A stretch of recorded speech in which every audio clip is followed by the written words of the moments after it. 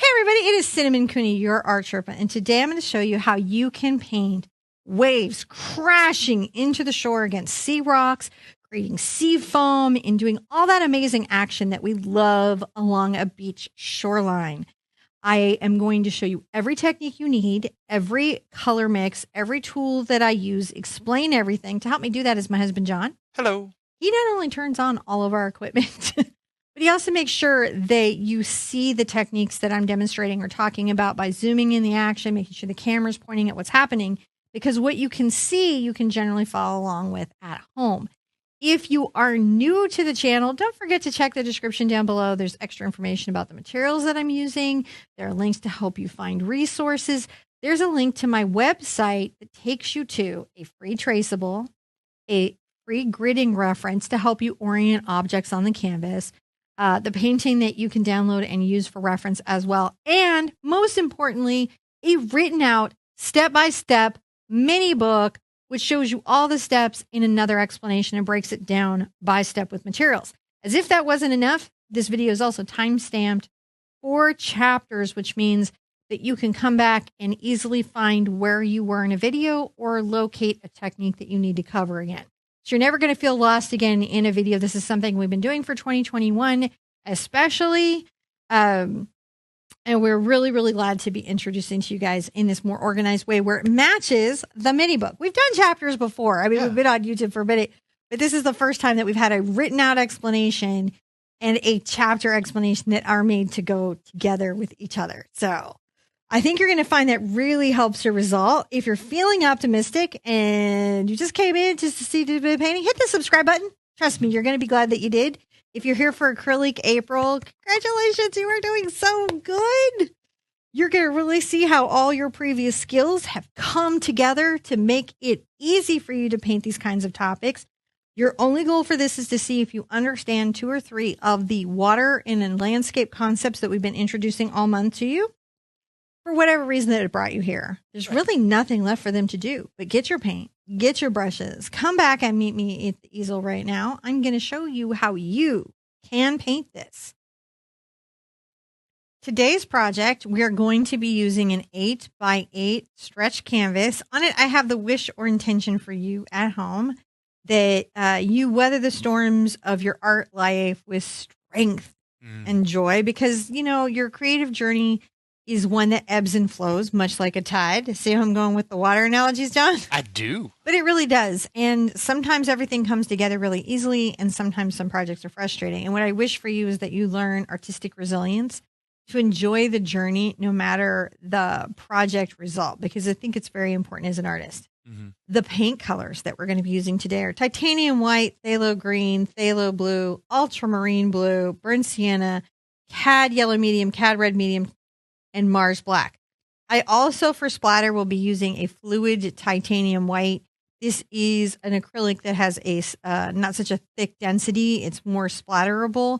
If you don't want to use this exact brand, you could use like a craft bottle paint, and that would be a similar density, but lower in cost. I'm also going to use a splatter tool. This is for my own brush line, but I really want to say that there's a lot of ways to splatter paint. You don't need to have this exact tool. And I have a whole video about all the different ways that you can do that and get a similar technique with what you have at home. So don't feel trapped here. It really isn't an obstacle to you. Now, some things to think about when we go into our rock colors. Our rock colors are a combination of the red and black, which gets us into browns, yellow, red, and black, which is an orange, and black, which gets us into browns, the yellow and brown, the orange and brown. The grays are going to be from the ultramarine to the burnt sienna, and from the titanium white to the black.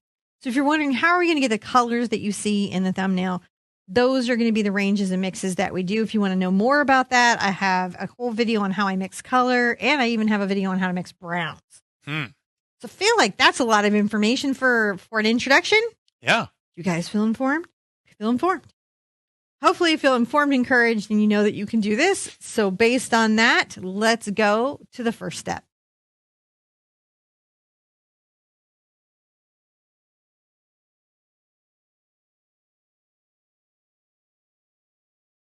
Now, in the first step, I need to kind of rough in some major objects in the painting. And I'm doing that because we have a couple techniques that are going to really cover other things, and you don't want to put a whole bunch of your heart and art into something you're going to paint over dramatically. So the first thing I'm going to do is I'm going to take a tool called a T-square. It's a measuring tool that helps me draw straight lines, and a watercolor pencil. And I'm choosing a watercolor pencil, not a Prismacolor pencil or another type of pencil, because the watercolor, the pigment in it will soften into the paint and disappear. With a wax-based pencil, the acrylic paint can't stick to that, and that can cause problems in your drawing. You could also use a colored kid's chalk. At the halfway point, I'm going to make a horizon line that disappears, and I'm also going to start to sketch in the rocks. Not really in detail, but in their basic shape, so that when I go to paint something, right? Mm-hmm. And you can use the traceable at this stage and use the transfer method to get these objects on. So if you don't feel confident drawing rock shapes out, don't feel weird about that or anything. That's not uncommon. And just use the traceable. You'll get the exact final result. And sometimes that can be really helpful to you guys when you're doing stuff. Now, it's true that we've got some rocks up here in the front, but the rocks that I'm really concerned about are the ones in the sky, because I'll be doing a huge amount of splatter back here behind them, and I really can't paint them until that splatter, that distant splatter, is done. So this is just that stage where we're like, hey, there's a lot happening here. Mm-hmm. Here's where I know I'm going to have major objects. I could be changing these, as we go. And they certainly have that potential of changing. But I'm not going to worry about that till I'm into the major painting part of the day. The major painting parts of the rocks and the Yeah, we'll be putting them in with black paint and kind of shaping them in a more thoughtful way. We just need to know where these things are so that we can paint the sky in and the splatter. Actually, it'll go sky, distant ocean, then splatter. It's really interesting. So our ocean until here will get painted in. Our sky, our ocean until here. Then we hit with splatter, splatter, splatter, splatter. And then we come forward. So when you're looking at a very dynamic scene like this with a motion is in super action, it's good to know the layers, how you might put that those textures and those paints in. Mm-hmm. So this will not just help you in today's painting. It'll help you in your own paintings going forward. All right, let's go on to the next step. Whatever step that is. I think it's 2.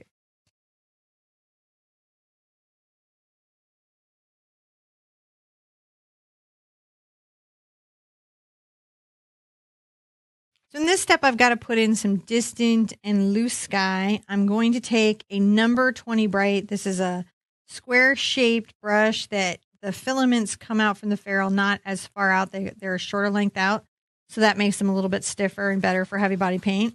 I'm going to get the brush wet and kind of brush out some of the watercolor words here. And here's where you can see what I mean about watercolor being brushable out. I'm going to take a little bit of my phthalo blue and my ultramarine blue together, and they kind of neutralize each other out to a nice sky. And I'm going to come across here and start to paint that in. Mm-hmm. Just ruffling the distance. This is just distance sky level 1. And it's very,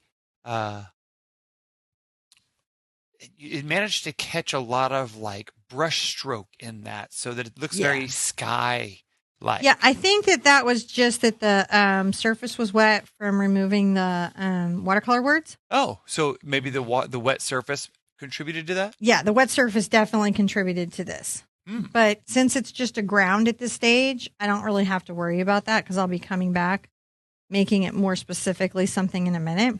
Gotcha. Back here, I'm going to take my ultramarine and my phthalo green, and this becomes my distant ocean.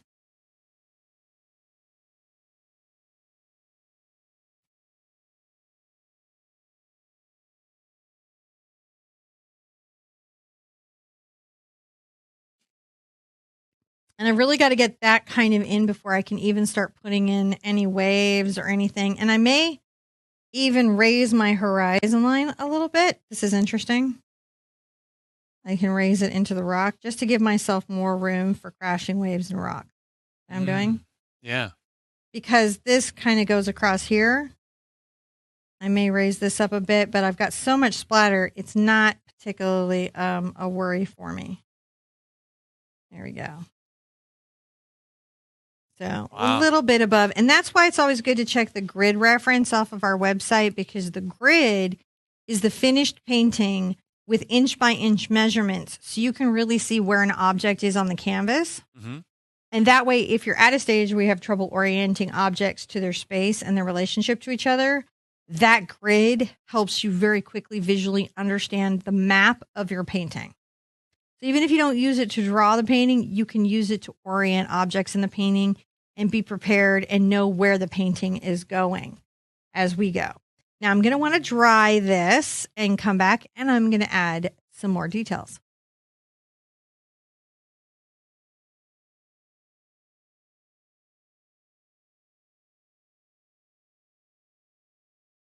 So I'm going to take my T-square and make sure that I've got a nice level line. Sometimes it's good to orient this again if you move your horizon. And you can see that does help me make sure that I've got a good line there for that. These are little steps and things that you can do to sort of check yourself that can really help. I'm going to switch to a number 6 hog round brush. Mm-hmm. This is chunking hog with interlocked bristles. I'm going to get the brush wet, wipe it off on a towel, and I come in here and add a lot of white to my sky color.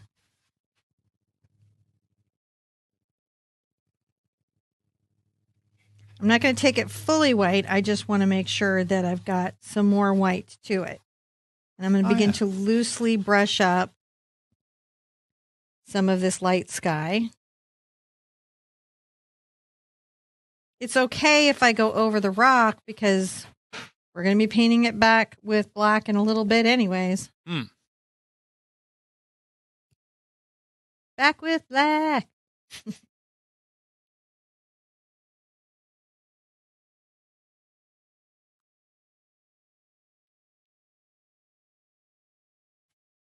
Just give it that nice sky shape. Very loosely, yeah. You know, we're not getting too specific with it. We're just being very, very loose up here, you know.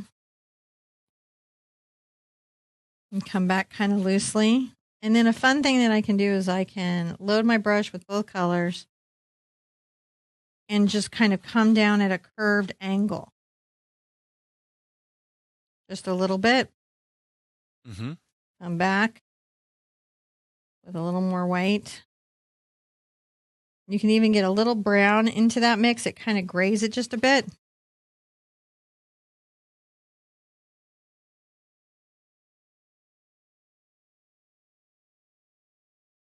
It implies a slightly stormy day, doesn't it? Yeah, it really does. We don't want to worry too much about that detail, though, because we've got a lot of splatter going over that sky, like a lot. Mm-hmm. Coming to the back, definitely getting into my ultramarine and phthalo green, making that deep kind of oceanic teal. Mm-hmm. This is a very dark distant sea. It's bluer than green. It's bluer than green, and it's a dark and distant sea. On a dark and distant sea, once upon a time, right? Then I can get into much more green and a lot of white.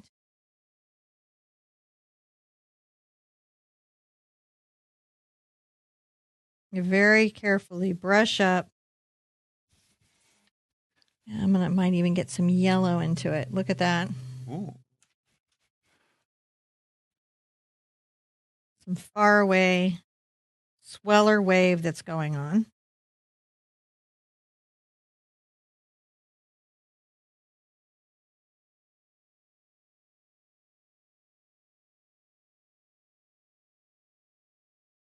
Get into my phthalo blue, deep in the base of this.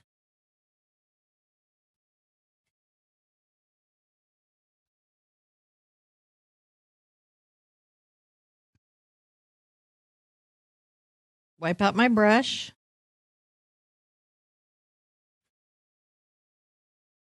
I'm going to add maybe some of my ultramarine blue and white.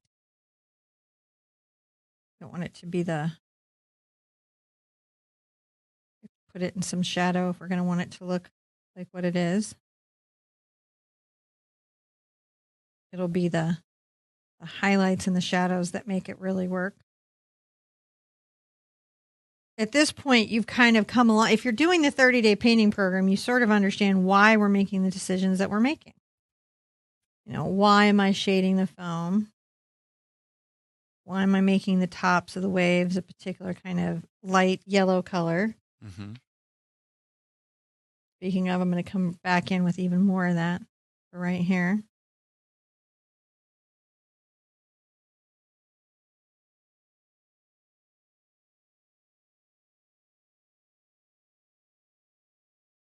Kind of fun, isn't it?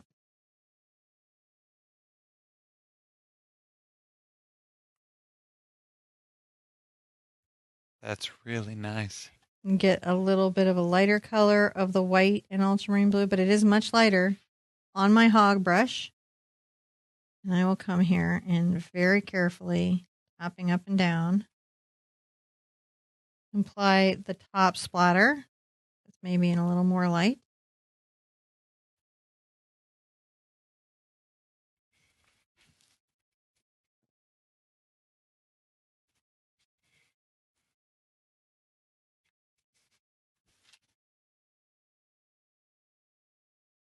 And I make sure that distant wave. I like that's, I don't think you've done distant waves foamy like that. I'm going to have to zoom in because that's really some detailed work. But it's funny because it is and it isn't detailed. It's like, right. It's like I'm loosely putting in this thing that you need to know a lot of detail about in order to form in your head, but we're just going to couple brush strokes in there. Right. And I'm going to push this along here. That covers some distant chop. I'll get some of my phthalo blue into it.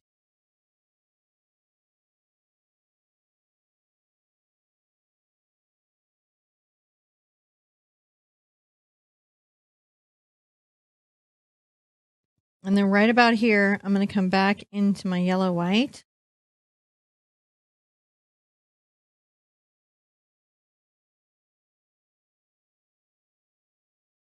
Into my yellow and white. Very light what I'm doing here.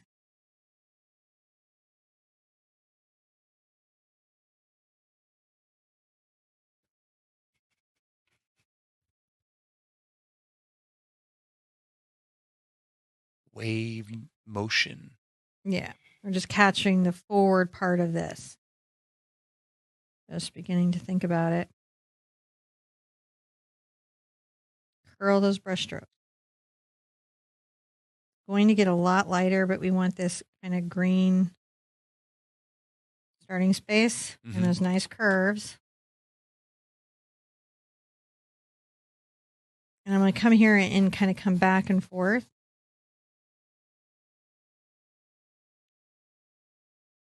So I let my long brush strokes pull forward. Yeah. Bring it back. I'm going to grab a little of my phthalo blue and green.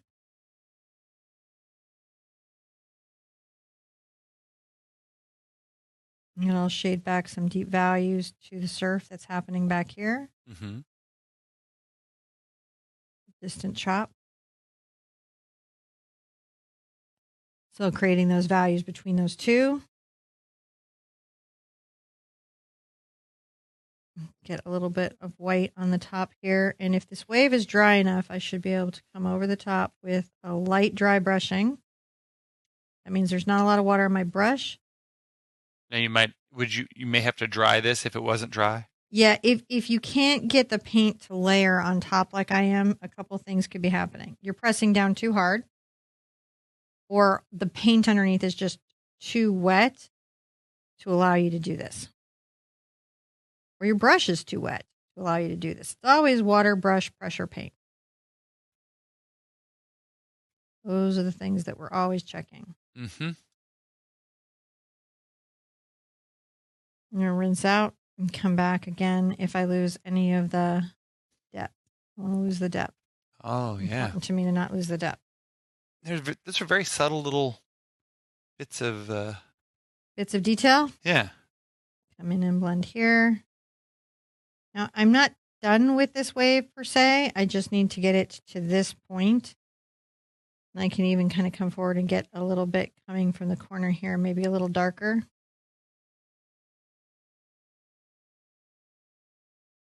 All right. That is a pretty decent start. Let's call that a step. Try to get things to this space.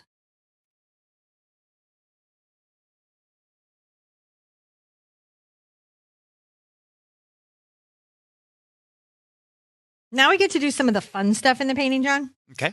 So we're going to stay with our number 6 bristle for just a minute, just to get some interesting back color splash coming behind this rock, so that when we put everything in, the light of it is there. Oh, okay. It won't really be this deep. We just want to have it kind of blending in as if it were. More to the phthalo here. The splatter and the textures and stuff will pull it all together, but we've got some nice depth of wave coming up, right? Translucent and being seen. I'm going to grab both the Dome round blender. This is a round blender, number 12. What it is a natural hair one that has this.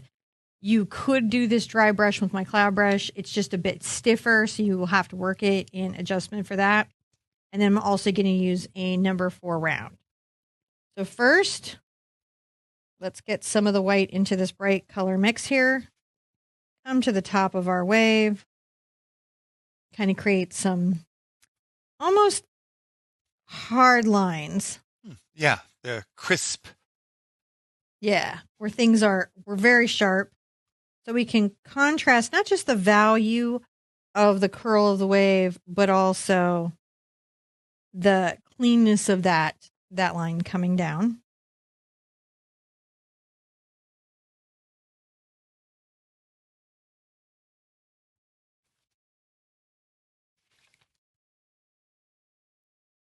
We've got some nice value happening there.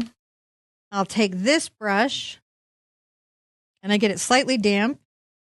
I can come over and get into the ultramarine blue and sort of press up here to begin the implication of perhaps where this not only hits, but is a bit in shadow. You can see just pressing. I get asked a lot, could I use a Deerfoot stippler? Because a lot of people already have a Deerfoot stippler. You can. The Deerfoot stippler is softer, doesn't hold this shape as well, but absolutely, if you're familiar with the brush and you're used to using it, will get you there.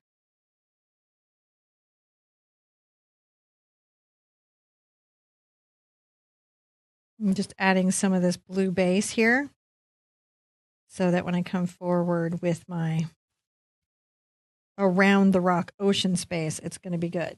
Right. I will come and add some white to my ultramarine blue.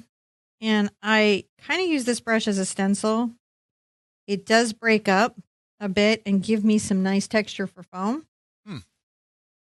Needs to be a little bit damp to do it, but it's actually rather good. And so this will let me shape and shade the foam. And then I come in with big pizzazz with the splattering technique. And that provides that glittery highlight. But you will need some foam shading because not all the foam is the bright white. You can kind of see the stamping here. I still need to understand how splatter works for this to work. I still need to understand, I might get a little brown and blue into this. So the basic painting things that I need to understand, they won't change. Okay.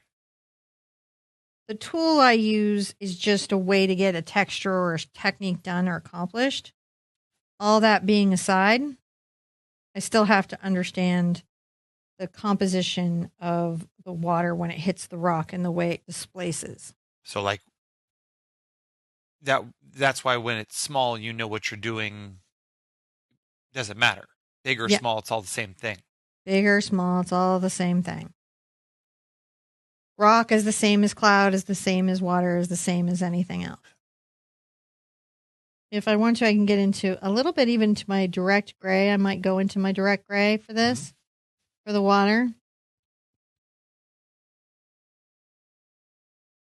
My trick will just to make sure that I've got a fairly even value. And the reason you want an even value is I don't want to create unintentional form where there's lights and darks before I mean to have them. Okay. Where I mean to have them, it's great, but I don't want them where I don't mean to have them. So sometimes I have to think about that a bit. I'm pressing and kind of pushing.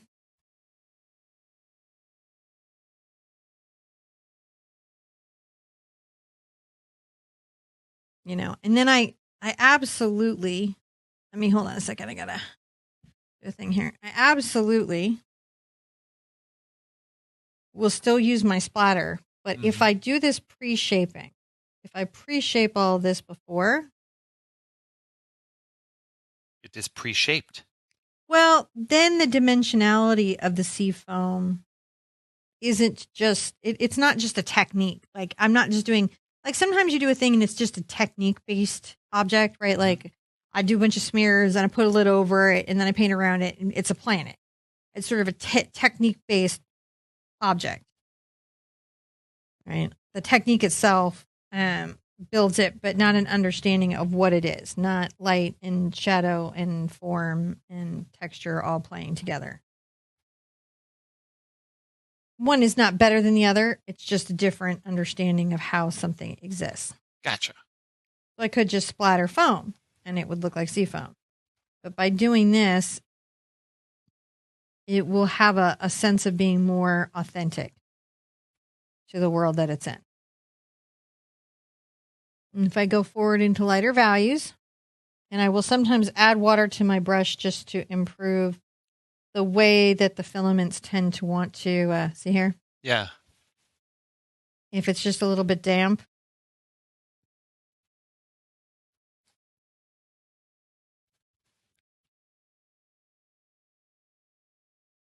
I have to avoid making patterns.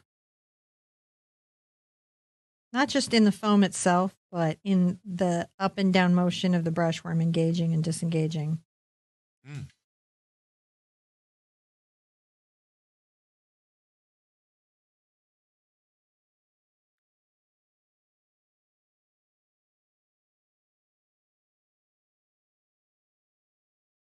To walk without rhythm. To walk without rhythm is true. But sometimes you have to walk without rhythm. Especially if you're trying to sneak out of the house at night. So, fun fact, John. When I was a teenager and I was doing things I wasn't supposed to do, don't tell my kids, and I wanted to sneak out of the house, I would watch Kung Fu. And like I would try to like learn how to walk without making a sound and walk on paper. I would take butcher paper out. And practice. Practice. Straight up, I could get out of a gravel driveway without making a noise. That show was super informative. I think that there's a phase where all kids go through that. I know that we definitely practice walking up and down a friend of mine's driveway who is gravel, who could walk the quietest. Yeah, it's just a thing. I think we have to remember that, you know, kids sneak out at night. Hopefully they don't anymore. You have enough on your Nest and security system where they can't get out. But I mean, they do. My Wi-Fi camera will catch you.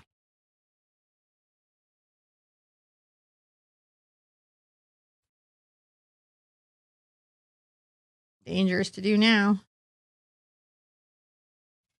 My mom used to ride out at night on horseback and vandalize the neighbors' houses. That used to just be mild considered vandalization. Good fun. She would like transplant. She would make it look like the neighbors stole another neighbor's whole garden. Right. Like moved all the plants to their yard. She'd move all of the yard ornaments from one yard to another. Yeah.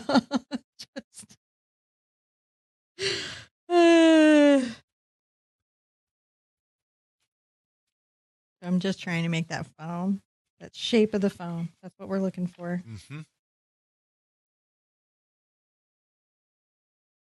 Now, where I come in with highlights, it can make a real noticeable kind of effect. I'm going to be light with my touching and allow the bristles to kind of create some stuff. When I come back with my particulates, what'll be really wild is how much that helps this also start to. Oh, yeah. Come into reality. Mm-hmm. Sometimes it helps to take the brush more vertical than to the side to create an event. But you can see I'm distinctly trying to shade and highlight.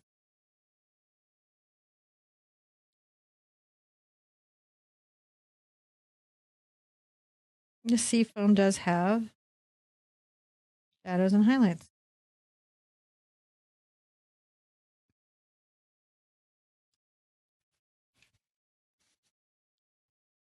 Oh, yeah. That's a lot of spray. It is. It's a lot of thought for spray. And it looks really nice. It's very layered. I guess that's part of what just takes the effort. You have to put the time in. You got to put the time in.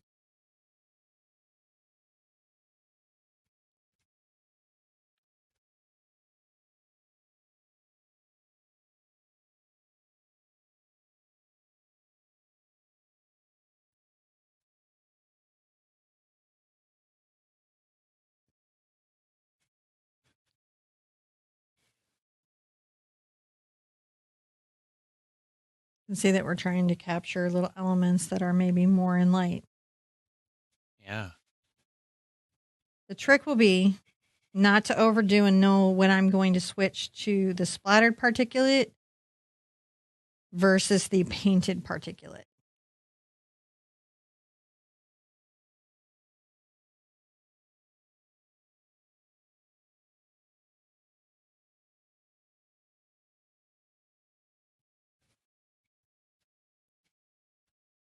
And I like how blue this one is. This sky or this ocean, Yeah, or this ocean, I think. it's got its own little dealio going on. Yeah. Now, sometimes I might want to come in here and kind of, I still want to make sure that this is very light in that corner there.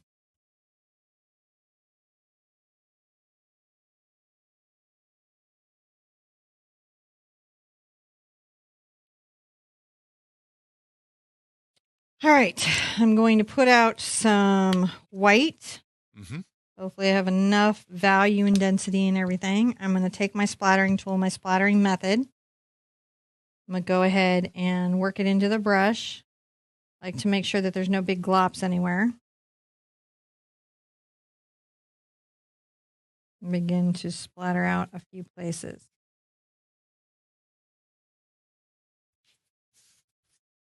Oh, that's some spray. It is a spray. And rinse out.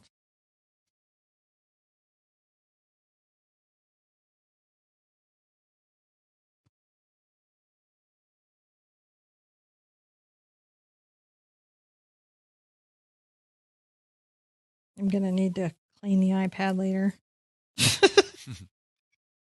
Looks like it's in a snowstorm.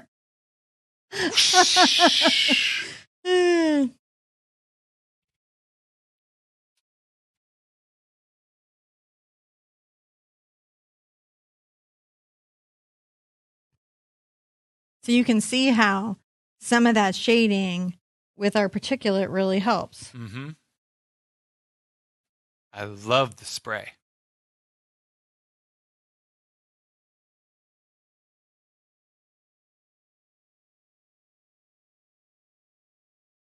It's big and it's noticeable. Before it dries here, I want to come here and just make sure that this has got this little bit here. And I can come back and with the white paint and this stippler round dome brush,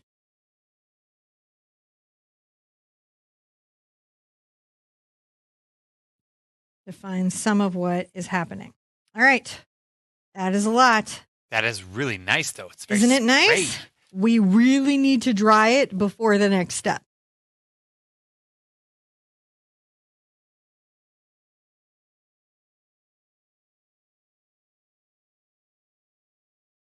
So now that we're back, I really want to keep with this domed round brush, and I'm going to get my aquatic colors, which I like so much, now more in the phthalo blues and greens. And I'm going to mix them up, just make sure that they're, on my brush enough for me to be able to paint them out. And I'm going to come here and making kind of a little curve stroke, start to put in some of the forward water that we have. Sometimes I might get into the blue, ultramarine blue, and when I'm just starting to put those in. I turn this just so I can have a nice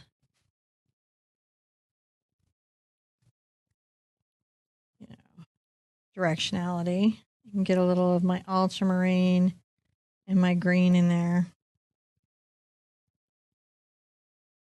It's pretty frothy and foamy, really throughout. And I can move that little wish. I'm going to be putting a lot of rocks and things back. I just want to make sure that I've got this basic kind of waterscape in where I want the water to seem deep.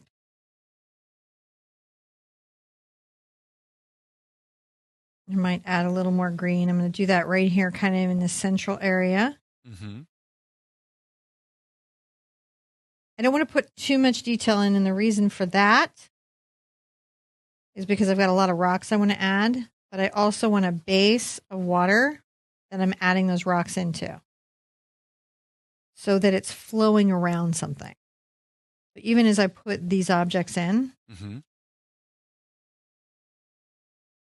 they will be flowing around something.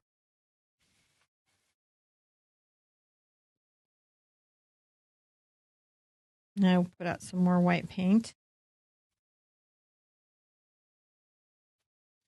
Because I ran out. Sometimes you do. You run out of white paint. That happens. You can add some more. I use about twice as much white as any other color.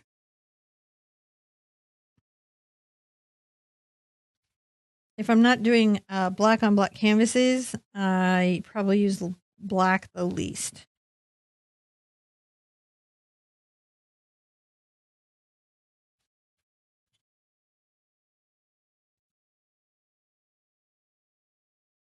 Kind of just really, it's very oceany. Yeah, it's very just sort of a choppy blue ocean. It is right now. We'll be giving it dimensionality and depth and everything. We really will.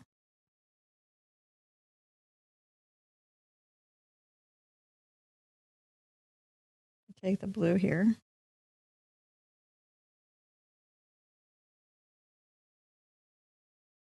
Where that's going to be. All right, not bad. So we're going to call this a step, dry it, and come back. And then we're going to add in the black stone shape that goes here.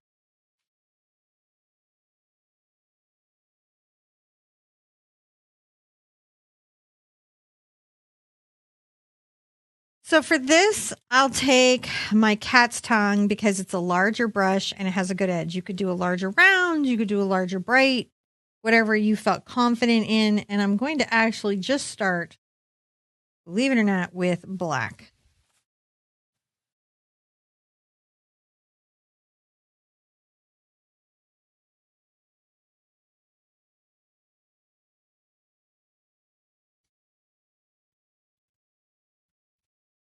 Just painting that in black, that basic form. The base of the rock.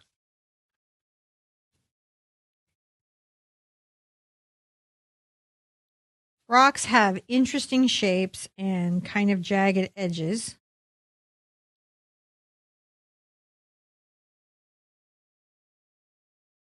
They also have mass on the XY angle. And all I mean by that, just being silly, is that it's not just the silhouette of shape that you see, but you have to show the depth of the image going into that two-dimensional space.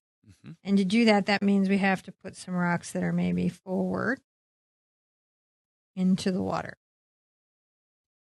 You can kind of see how we implied that.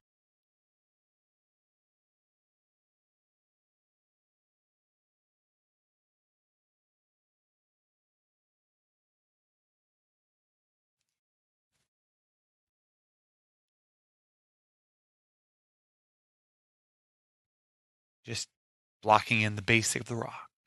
Just blocking in the basic rock formation.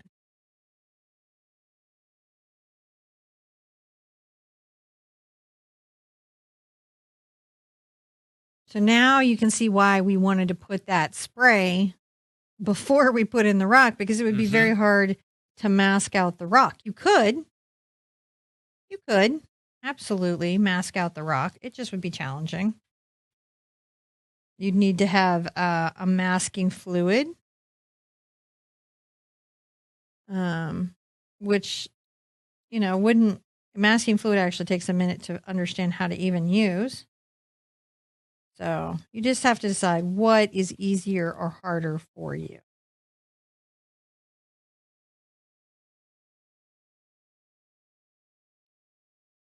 And the reason we want to do this rock before we do the other rocks is we have some more splatter here.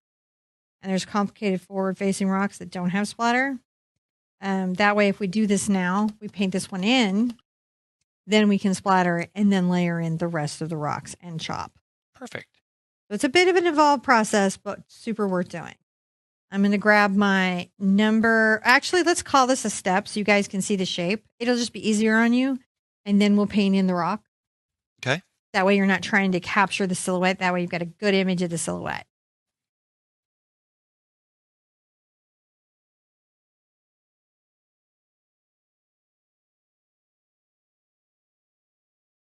So we're going to start putting in some of our rock color. And these rocks aren't mossy rocks. So I'm going to take my cad yellow into my burnt sienna.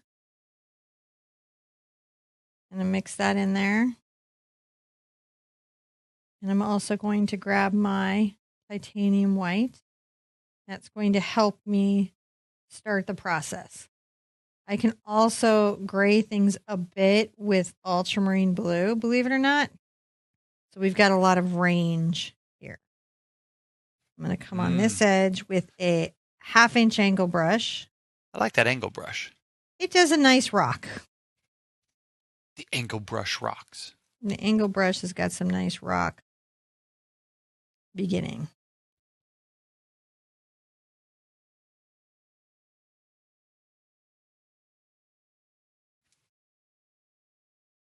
I like to think about where the rocks have highlights.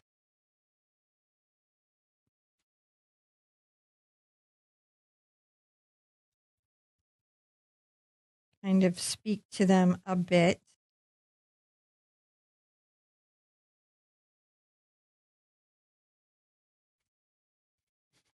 With rocks, it's always okay to dry brush,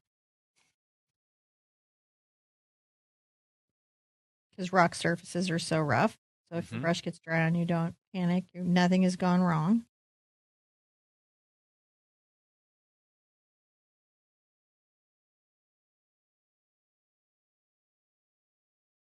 Sometimes I use the corner of the brush and paint down. Sometimes I use the edge to get those little kind of shaped surfaces. Come here a little more with my ultramarine.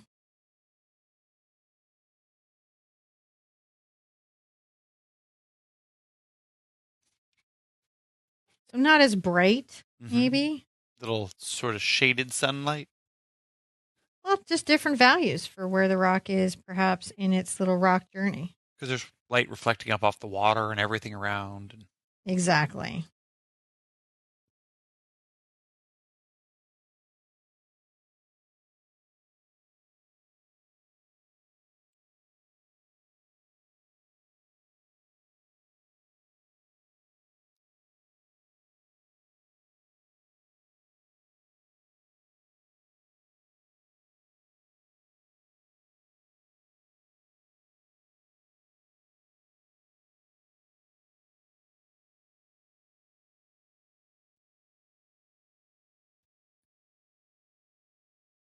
More of that little angle brush there.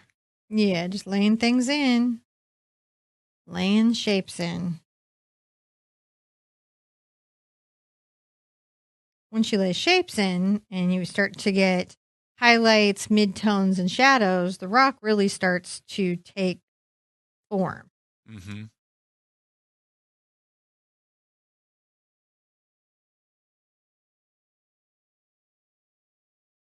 Right, like, so if I want a shadow to be here and come back with just a little bit of black, and we're just going to dance between our rock values and just make sure that we paint what makes sense to our brains or not to our, maybe it doesn't make sense to our brains. But that is our job, is to record what we feel we see. Mm-hmm.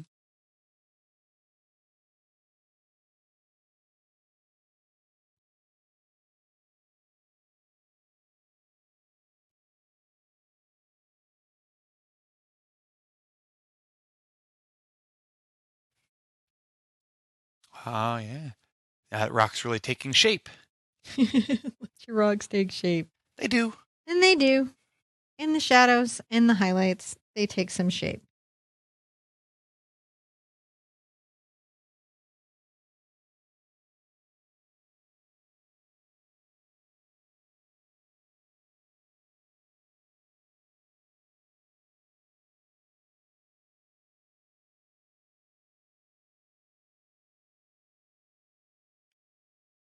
So you see, now we have this sort of land formation, this rock formation. Let's take a picture at this step. That way you can see the highlights and spaces that we did at this stage, because then we come in and we refine everything coming forward.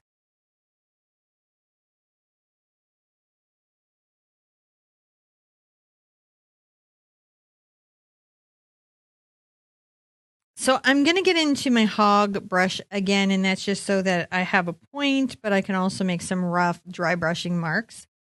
I will make some orange over here and have that to the side as something I can mix in here. And you can see it gives me another option for stone. I need all the options for the stone. So I might come here and say, oh, you do want to keep the brush dry. Mm-hmm. Even as I'm painting, little densities and things, I want to dry make sure that it brushes. stays kind of dry.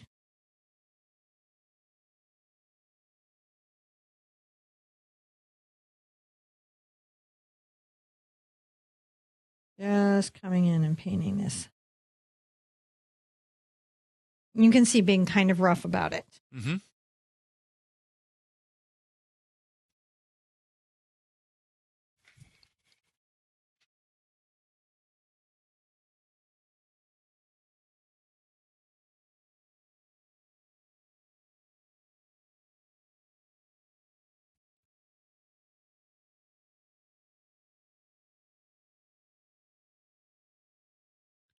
More highlights over there. Yeah, well, I'm starting to pull each stone out from it's the stones around it using value, and I will play with value and shadow, helping each stone start to take form. I'm going to work through these micro mixes. Different little values of the different stone colors, because stone is, as we mentioned before, super colorful. Mm-hmm. You don't want to take out the shadows, though, that you have, because the shadows give you the faces of the rock. Yeah.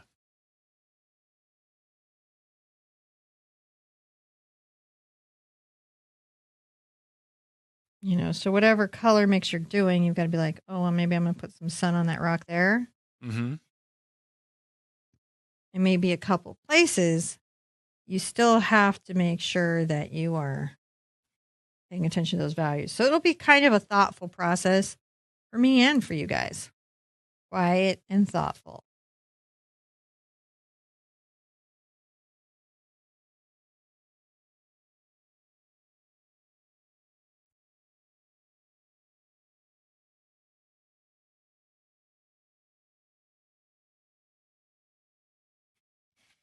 You can see I'll just keep shading through the different rock faces and how they turn, how the rock turns. I don't think I guess in the ocean they can get turned over. No, they get eroded and the rock face turns, or it's shaped in different angles. Mm-hmm. So that might not be sheer face. There might be a shadow there, and so you've got to come in and really kind of represent it if you see it.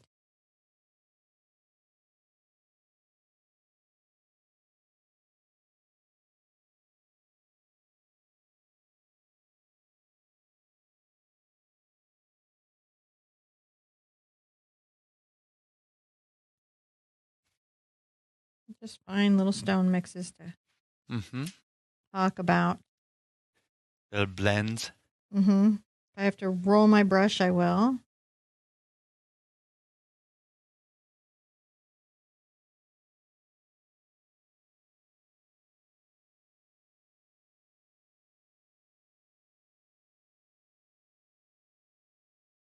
Play with the different value of light. Mm-hmm.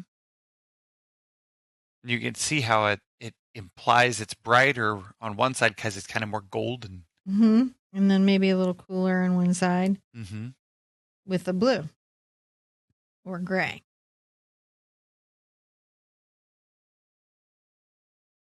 Because there's light outside that's pretty decent, we do have dark shadows between the rocks, which we will go through with a brush in a little bit to define even more.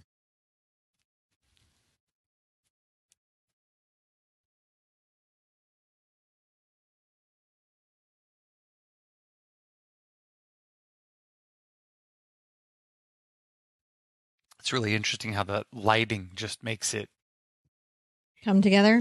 It has its own presence in the painting. Well, it's really, in a sense, the subject of the painting. So it's okay to spend some time with it, paying attention to it, and deciding how it is going to be in your painting.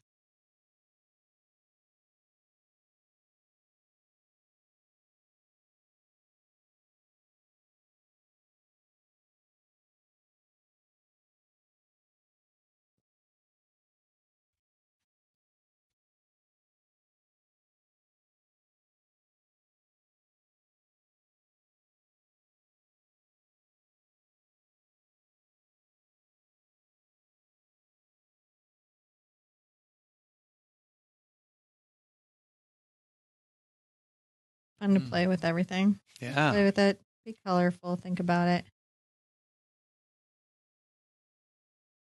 Rinse that out. And then I'm going to grab my number 4 round.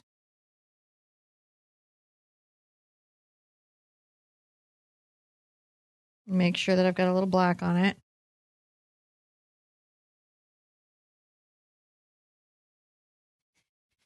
And if I have a deep shadow between the rocks, I want to make sure that those aren't too diffused.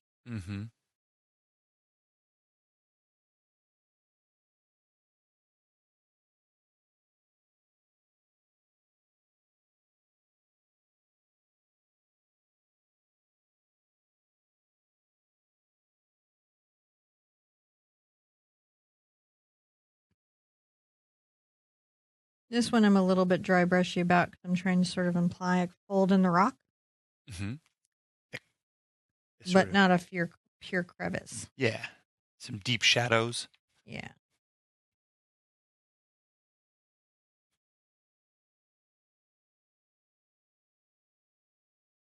That's what we're coming through with the black here. And so it does, it takes some work, it takes some thought, it takes some effort. But that's, completely worth it.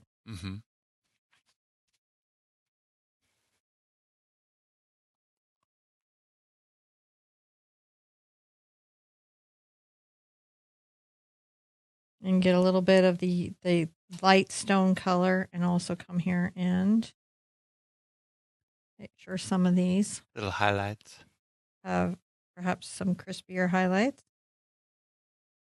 Not all diffused.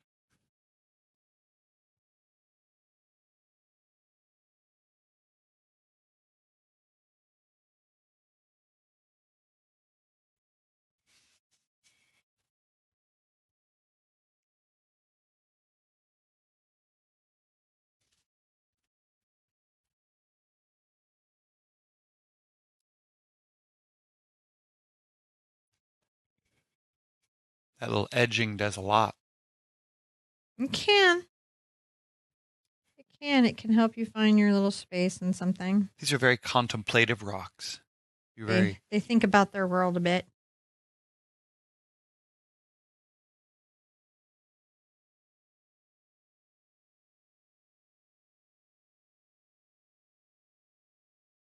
All right. You got to get it to there before you can splatter anything.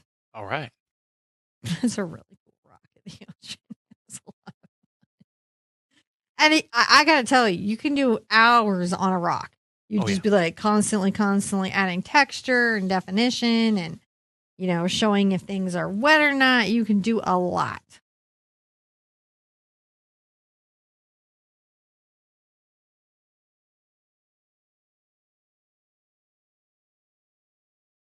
So we've got to paint this little strip of water action before we can add the forward-facing stone. Okay. I'm going to take my ocean colors that I like so much, and I'm going to start to add some depth in that area. I'm going to start to.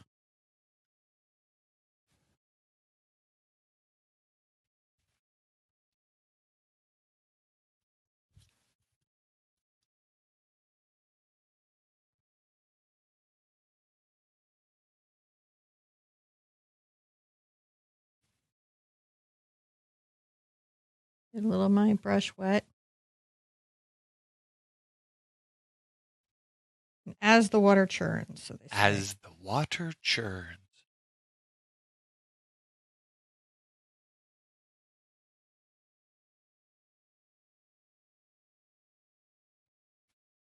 And churn a little more in shadow here. But it will churn.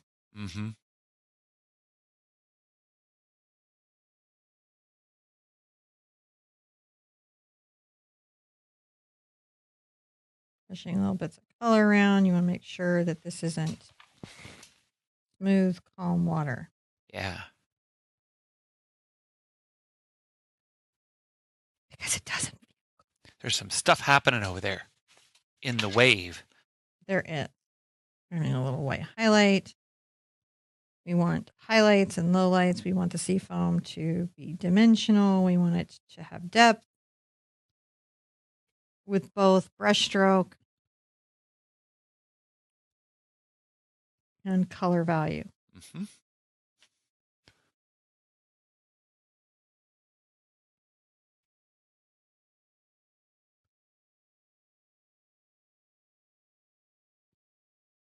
So just stroking that through, making sure that there's energetic little marks speaking to the experience of this space.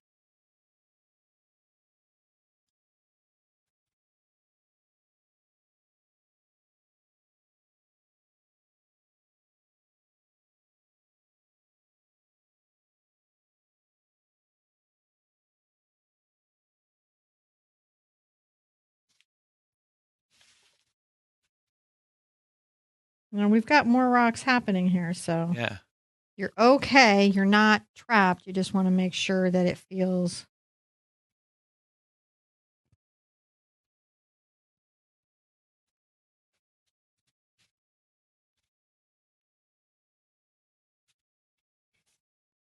like your water has some motion. Yeah.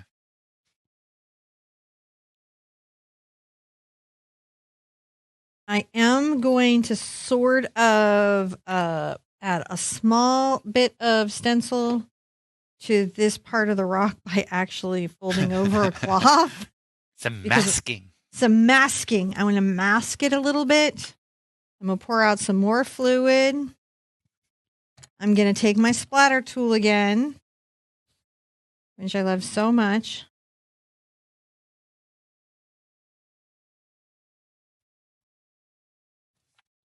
And make sure we've got some really nice splatter right there.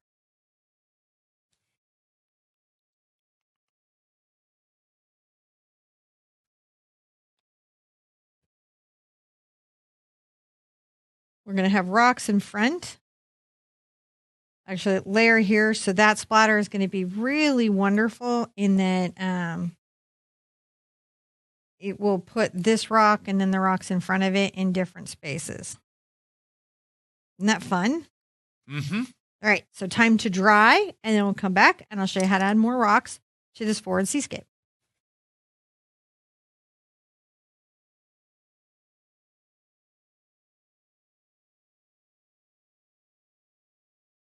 So because it's useful for drawing, I'm going to take my number 4 round to get my basic rock forms in. I'm also going to change out my water. My water's fairly dirty by now, and I need some fresh, or it's going to start impacting how my painting looks.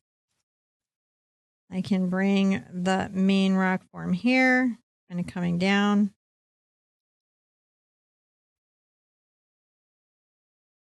There's some of that layering we were talking about. Mm-hmm. And then maybe its friend is here. So we're just kind of tracking the silhouetting shape of it.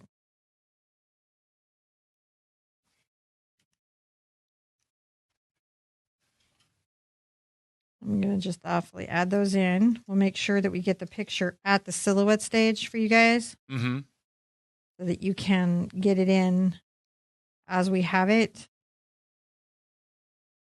The traceable also could help with this, and definitely the grid can help you orient about where is the rocks in relationship to each other.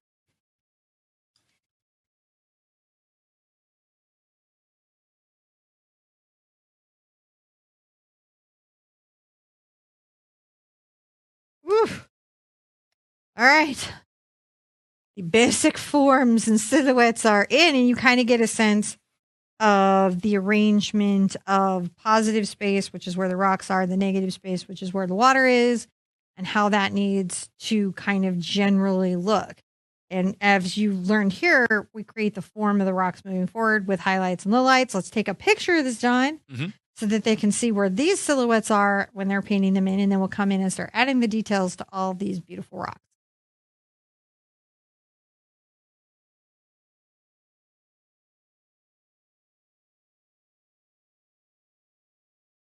Much like here, I'm going to go through and block out values of light and dark into the rock formations. I'm going to take my cad yellow over to my burnt sienna. Makes kind of a nice base rock color. We'll take some white over to it. And then if you remember, we could get a little of the ultramarine over here. So sometimes I like to get a little of the micro mixes sort of going. And then rinse out and then come forward as I'm going. So I can work as I go, as they say.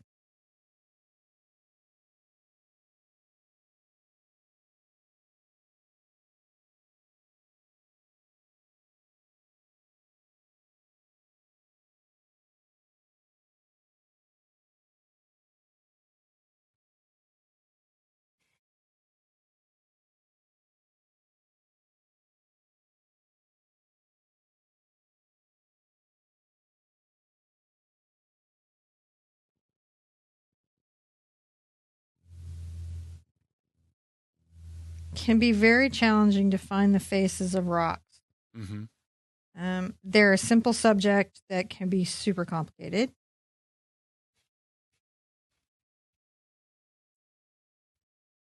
And challenging to paint in a way that gives them all the depth and dimension that as a subject they could ask for.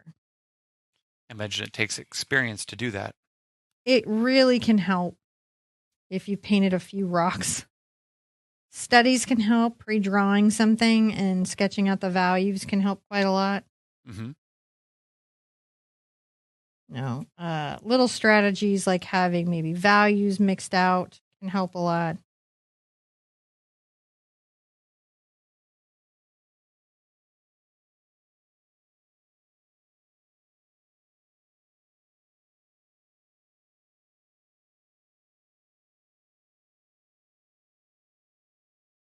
You can see as I add highlights and spaces, it creates banks of rocks that come forward. They stop becoming a single rock and begin to become a group of rocks.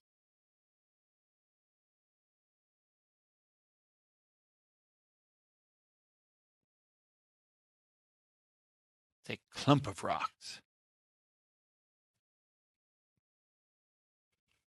Or gaggle of rocks? I don't know what a cluster of rocks? Cluster of rocks seems like about right. I don't know what a group of rocks is called. I think it's called a planet. Asteroid, though, grouping of rocks. That's a smaller grouping of rocks. All of Mars. Just, I watch these Mars missions, but who else is just sort of wishing like an alien thing would just attack the rover? You're like, it made water. And if an alien thing would attack it right now, that would be very interesting. And John keeps saying, it's interesting enough that it's making water. He's like, that's so much water for the astronauts. And I'm like, that just makes the Martian movie a shorter movie. If you could just make water. Breathable air. And breathable air, you wouldn't at all have to like grow all those potatoes. I don't know. It just seems like I just keep waiting for something to happen.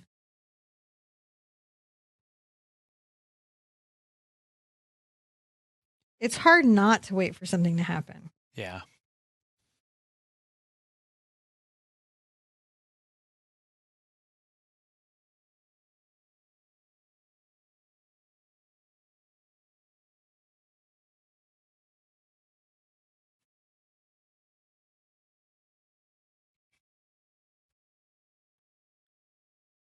I like how the rocks come into being in the light. The light really does help them find their shape and form. And then creates that pathway that isn't really easily evident for us looking at them in silhouette. So let's get this picture because this really lets you plan the stones moving forward. And you need the plan to survive the painting.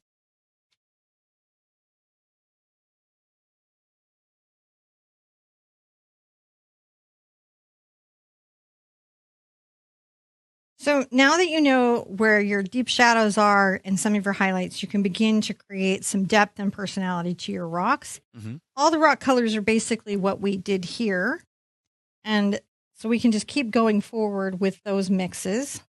More rocks. More rocks. There'll always be more rocks.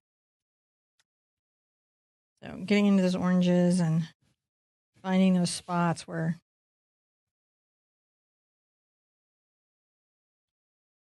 And that's that sunlight dancing on the rocks. We should have some sunlight dancing maybe kind of through the rocks.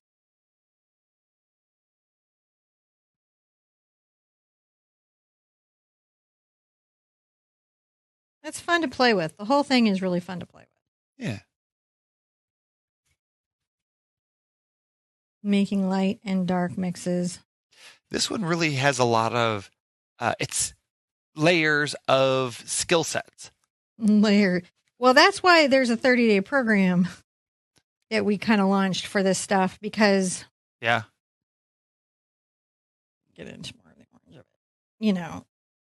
It takes a minute to get the different skill sets that allow you to build the different thing. And that's okay. The learning curve is okay. You want there to be a learning curve.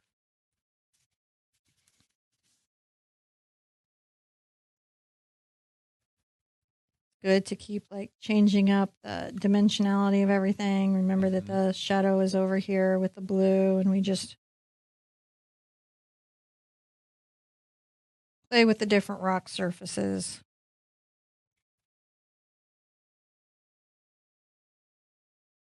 And you can look at lots of references. Yeah. To get a sense of how something would shade, or you can do the rock ball, which we did in an earlier pre-show. Remember how we made a rock ball? Oh yeah, that's right. To talk about how to, with the crack in it, to talk about how something would shade. Maybe we'll make another rock ball for this one. I don't know. Hard to say at this stage of the game.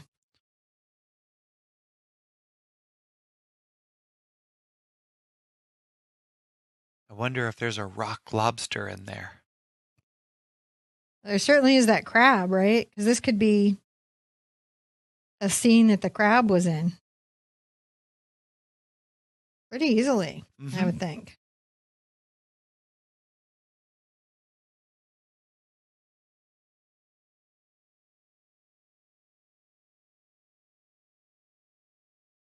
I love kind of just going through everything.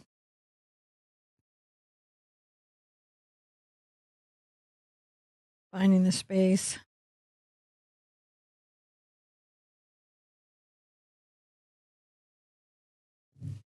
It's often of great joy to me. Mm-hmm.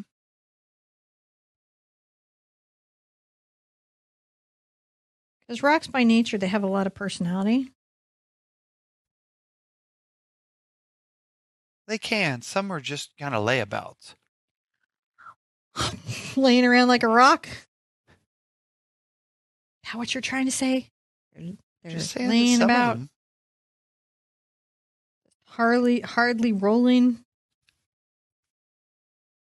You know, I'm just taking some shadow before I get into the deep shadows. Mm-hmm.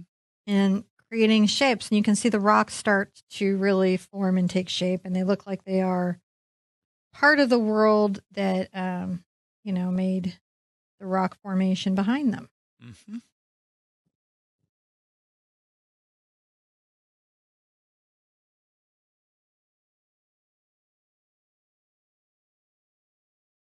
And I like just going through with the brush. Now, every once in a while, I have to rinse out, even though I'm taking colors and making highlights and making shadows and really mixing it up. It's important every once in a while to rinse out. Mm-hmm. It's just over time, your brush kind of gets a little dirty.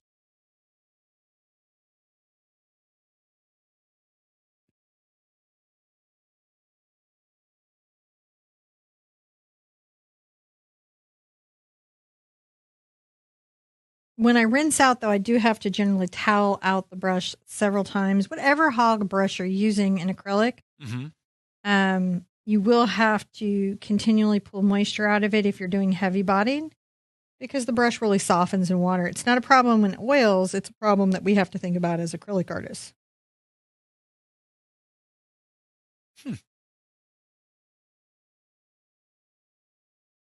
That oil artists don't really consider. That's interesting. It seems like each media has its own kind of challenges. Yeah. If you're not familiar, acrylics kind of wear out hog bristle brushes. So hog bristle brushes wear out from the texture of the canvas. Mm-hmm. They break and wear down. The ends split, they break and wear down. And then on top of that, acrylics pH can make them quite brittle. Oh. So they become very, very brittle and can break easily. You will still get the wear down with oils, but you don't get the breakage unless you're using an inappropriate solvent to clean your brushes. Can't use inappropriate solvents. We can't use them at all on synthetics. And without cause, I wouldn't even use them on naturals without a great deal of cause. When I have rocks that I feel like have great value and personality, I can come through with my number 4 round and a black brush. Get the shadows in there. Yeah, create some dimension and personality. Cracks, surface dysfunction, whatever the rock would need.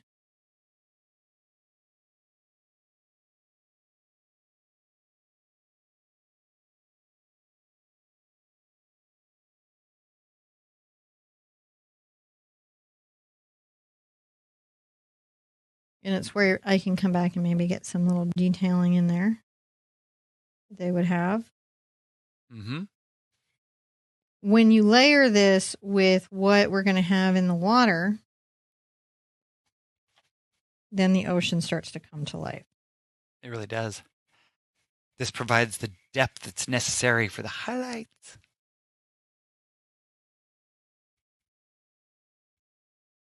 And again, this layer is pretty much what we've already done before.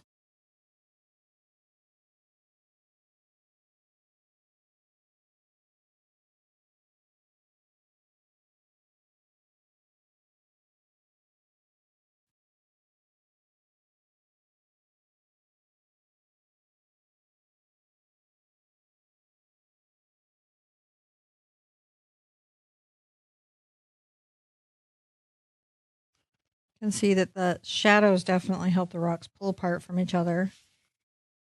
You know, and the lines and things create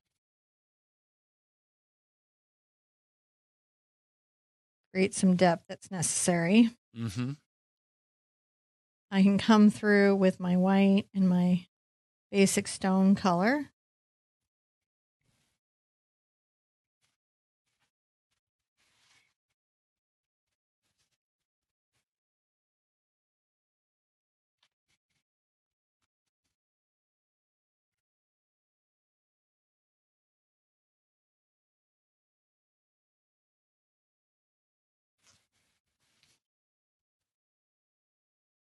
Putting highlights to help the rocks even take that final form.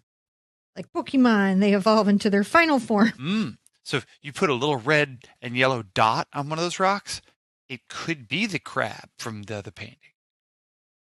Actually, that's really true because there is that Pokemon, isn't there? You can zoom in and zoom in and zoom in your painting.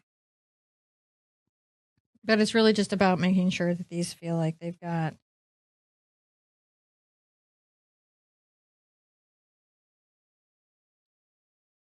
those sort of little rocky shapes.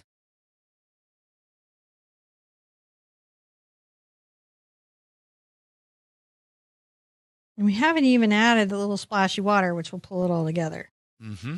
We have this splashy water, which is really dramatic. Yes, but the foreground splashy water will bring it into a whole nother level. Yeah.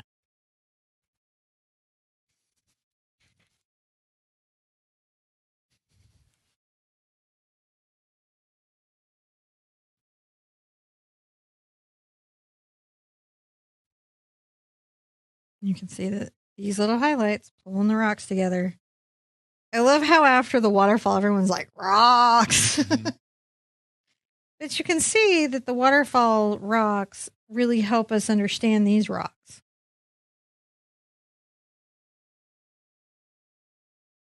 Now all I want to do is paint rocks. At which point everybody unsubscribes from the channel. They're like, no, thank you. I like the rocks. I mean, you like everything we do. Lots of it. Oh, there is an implication there, wasn't there? Well, I'm trying to think of. I can't think of anything I don't like. That's what I was trying to like. I'm not trying to say that everything we do I love, but I think actually I can't think of anything that I don't like. We do. So that's really all we got to do in those rocks for this step, man.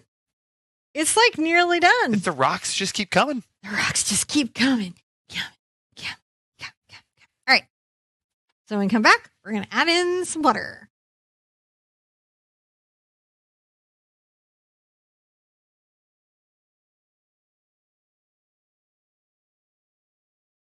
We're going to go forward and kind of put in this choppy, frothy water now between our rocks and make sure that some of it is splashing up places. We're going to rinse out our hog brush. And I'll even go over into my white. And we'll start back here. Make sure that this has the little choppy highlights that it needs along that rock line. You can see that makes a big difference, doesn't it? I'm going to zoom in on it. Oh, talking about that little choppy bit. The color of the water, we're going to really be pulling through the greens and aquas. Mm-hmm. Pull it between here. And I like to kind of put this color in and then come back working wet into wet with some of the white.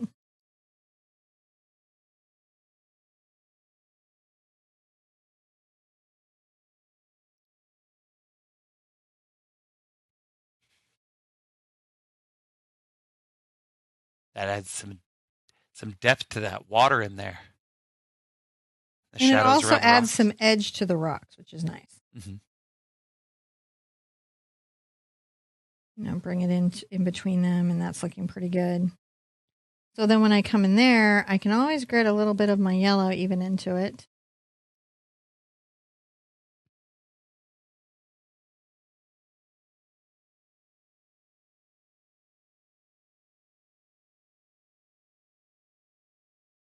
I can get the toe of my brush wet where I need to improve flow.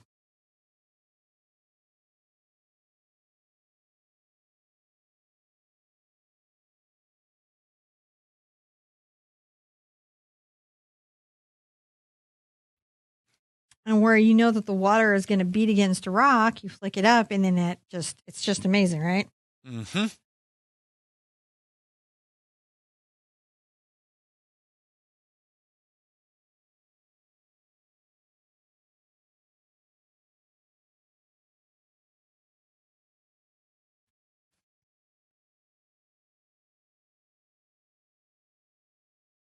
Sometimes we're just pulling it. I can even grab a little bit of that fluid.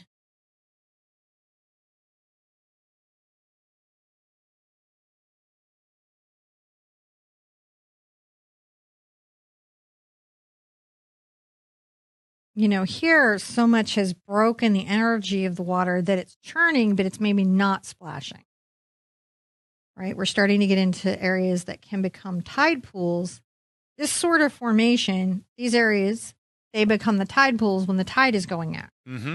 Right now, the ocean is rushing in and adding fresh water and nutrients to the area. No, I don't stay up at night at all watching nature shows. Nature facts with cinnamon. If this were when the tide was out in the ocean, like if this were sand and tide pools, right? Mm-hmm. And the water was kind of back here and calm, this water would be clear, and you could even use the technique we used in the koi pond from earlier in the month to create the little coral and fish that you might see down there. Mm-hmm.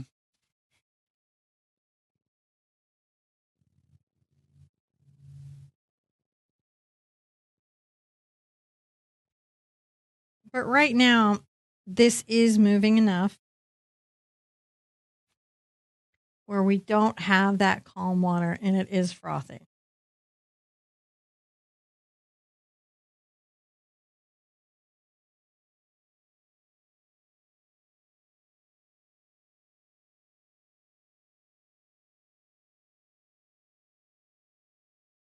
Sometimes we'll get a little bit of the phthalo blue and work it through there. A little more green.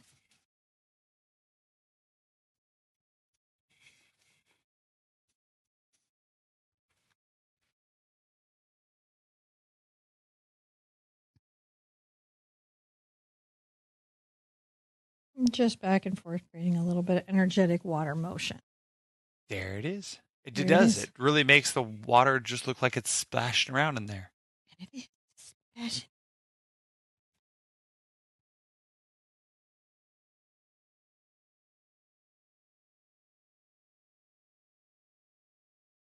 Some little bits of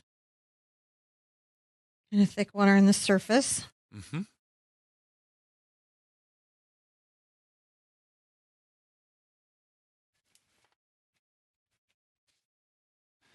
That's starting to show those reflections of the sky. Yeah, it's playing with all those dynamics. That's what it's made for.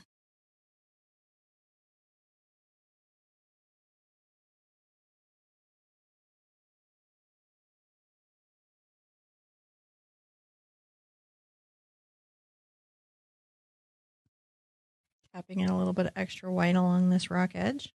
Mm-hmm.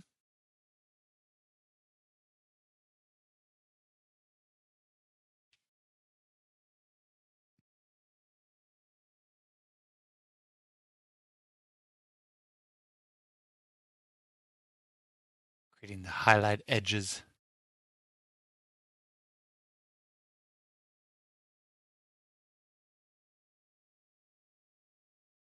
Yeah, of where maybe there's more energy in it.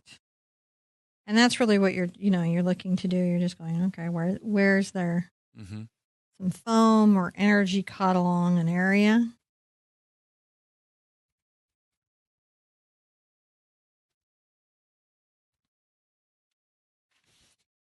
And you speak to that moment. Yeah.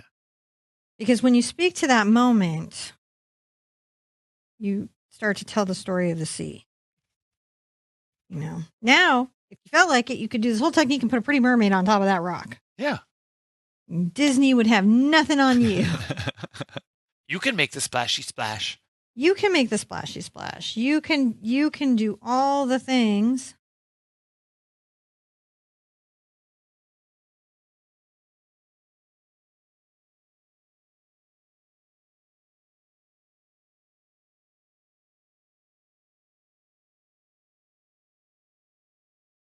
There you go.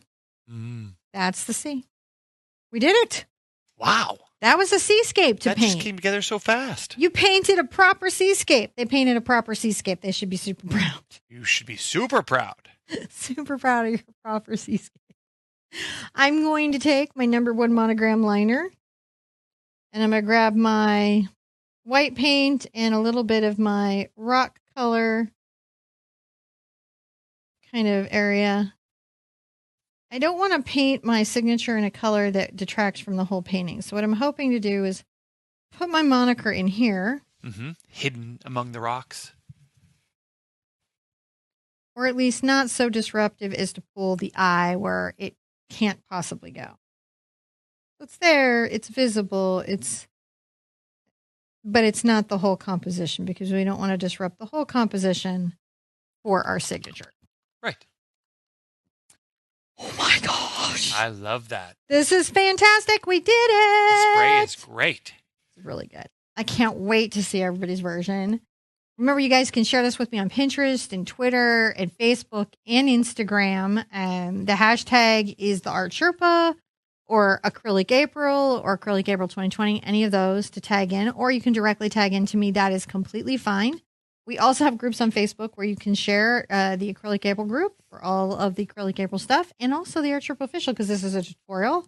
You can always share one of my tutorials in my group. So if you want to have some social feedback that's safe, a good location to do it. If you did this because you were like, I really want to know how to paint that kind of seascape and you just like the thumbnail, thank you so much for your time. I really appreciate it. Don't forget to hit the subscribe button because I do several hundred lessons for free a year in acrylic. Which is kind of awesome. And that doesn't even count the watercolor stuff. So we're busy teaching art for free. You might want to know more about that. Do hit the subscribe button. Do tell me in the comments what you thought of the lesson. If you like the video, hit the thumbs up. And if you really like the video, hit the share button and tell your friends that they can learn art for free. Be good to yourselves. Be good to each other. And I want to see you and Anisel really soon. Bye-bye.